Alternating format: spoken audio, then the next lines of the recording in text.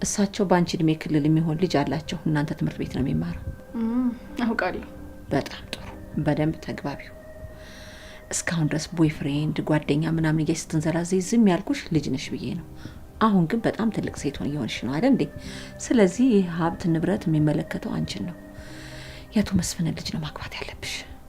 እንዴ እማዬ፣ ምን እያልሽ ነው? ግራ አጋባሽኝ እኮ። አዎ፣ በሀብትም በክብርም የሚመጥንሽ እሱ ነው። ግን እኮ እማዬ፣ ግን እኮ ምናምን ብሎ ነገር የለም። እኔ ወስኛለሁ።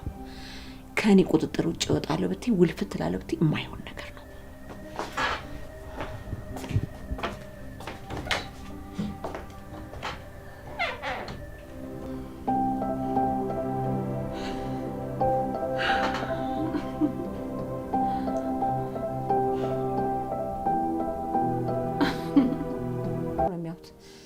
ይሄ ለነገሩ ለእኛ ጥሩ እድል ነው። የምን እድል? ይኸውልሽ ዘርፌ፣ ሰውዬው ወግ አጥባቂና ስርዓት ጠባቂ ነው። በዛው ልንጠይቀው ሄደን ያለውን ጉዳይ ሁሉ ጨራርሰን እንመጣለን። እሺ እንዳልሽውን፣ ነገሮችን ግን ቶሎ ብንጨርስ መልካም ነው። አንቺ ከፈለግሽ የማይሆን ነገር የለም። እሱ እንደሆነ ዛሬውኑ ቤት አስገብተን ብንመጣም ደስ ይለዋል። እሺ ቲ፣ ነገ ሄደን በቃ እናናግረዋለን። ይልቅ አንቺ እንዴት አደረግሽ? ለጽጌረዳ ነገርሻት? አይ እስካሁን አልነገርኳትም። ነገ ሰውዬውን ሄደን አውርተን እንወስናለን። ጽጌረዳ እንኳን ከኔ ሀሳብ አትወጣ። ጥሩ፣ እንግዲህ የተሻለውን አንቺ ታውቂያለሽ። በያሁን ቡና ፍሊልኝ፣ ራስ ምታት ይዞኛል። እሺ ቲ፣ አፈላለሁ። እሺ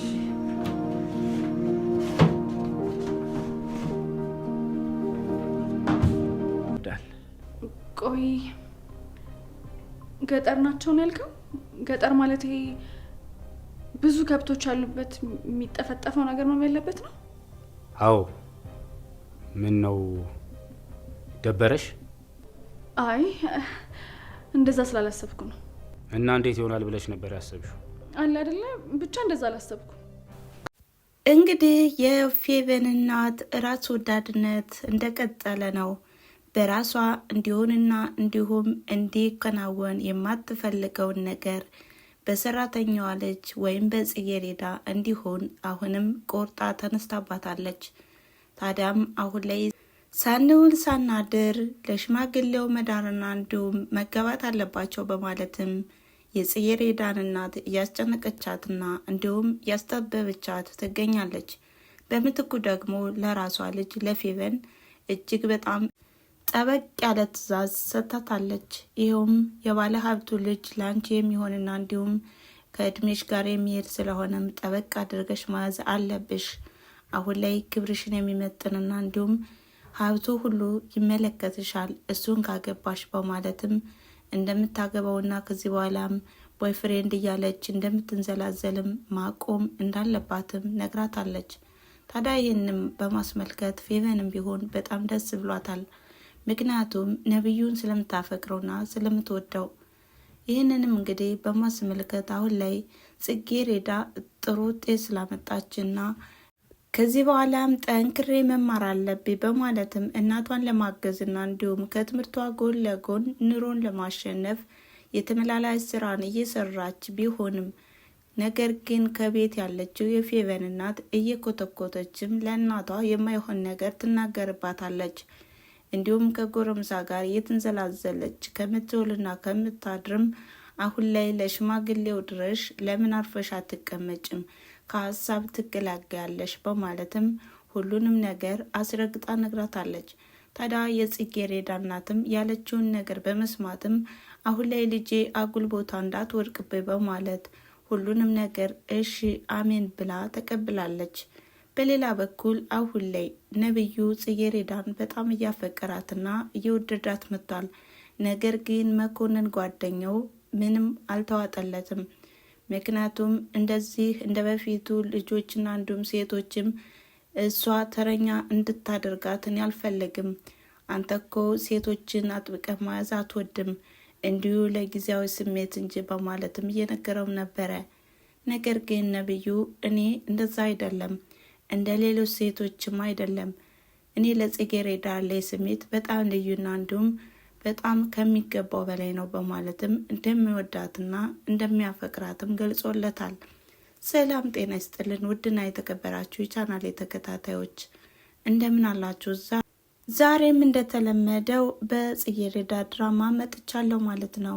ታዲያም እናንተም ላይክ፣ ሼር፣ ኮሜንት እያደረጋችሁ አበረታቱ። ስለምታበረታቱኝም ከልብ አመሰግናለሁ በማለት አዲሶች ከሆናችሁ ሰብስክራይብ በማድረግ የደወል ምልክቷንም በመጫን ሁልጊዜ የሚለቃቸው ቪዲዮዎች ቀድመው እንዲደርሷችሁ አድርጉ እያልኩኝ እንግዲህ መኮንን ለጽጌረዳ እያሰበና እንዲሁም እያምሰለሰለም ይገኛል። ምክንያቱም ነብዩ እንዳይጫወትባትና እንዲሁም ከትምህርቷም እንዳያደናቅፋት በማለት እንግዲህ ፌቨን ቀበጧም ሽማግሌውን ለመጠየቅና እንዲሁም አንዳንድ ነገሮችን ወጉ ይድረሰ በማለትም ሽማግሌውን በመጠይቅበት ሰዓትም መኮንን የገጠር ልጅ እንደሆነ ባወቀች ጊዜም የማይባል ነገሮችንም ብላለች ማለት ነው።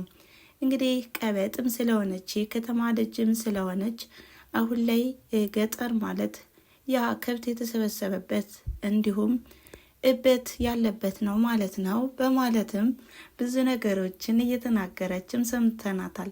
እንግዲህ ከዚህ ላይ የሚያሳየው አሁን ላይ የከተማ ልጅ በሚባል ምክንያት ማለት ነው የገጠርን ምንነትና እንዲሁም ከገጠር ምን ያህል ነገር እንደሚመጣና እንዲሁም ያ እየተንደላቀቁ የሚውሉበት ምግቡም ሆነ ሁሉም በየአይነቱ ያለው ምንጩ ከየት እንደሆነ ያላወቀችው ፌቨንም በንግግሯ መኮንንን በጣም አስከፍተዋለች።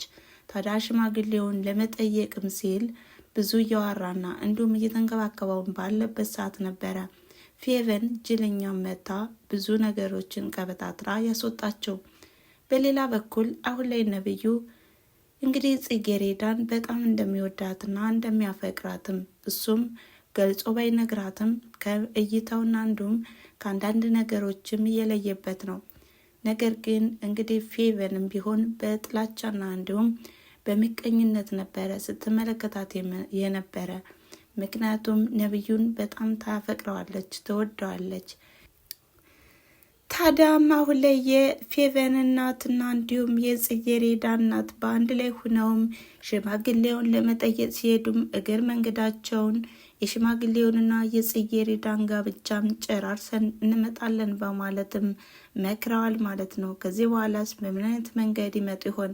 የጽጌረዳ እናትም ለጽጌረዳ ሁሉንም ነገር ግልጥልጥ አድርጋ ባትናገርም እኔ የማደርገው ነገር በሙሉ ለአንቺ ስል ነው፣ አንቺን ለማሳደግ ለማስተማር ብዙ ስቃይ ፈተና አይቻለሁ። ከዚህ በኋላም የማደርገውን ነገር ለክፋት አትይቤ በማለትም ነገሩን ጀማምራላታለች። እንግዲህ የዛሬው ቪዲዮ ያቆመው ከዚህ ላይ ነበረ። ስለተከታተላችሁኝና አብራችሁ ስለቆያችሁ ከልብ አመሰግናለሁ በማለት በቀጣይስ በምን አይነት መንገድ ይመጡ ይሆን የሚለውን ይዘን የምንመጣ ይሆናል ማለት ነው። እናንተም ሀሳብ አስተያየታችሁን በኮሜንት መስጫ ላይ አስቀምጡ እያልኩኝ ለዛሬ የነበረን ቪዲዮ ይሄን ይመስል ነበረ። መልካም ጊዜ። ቻው።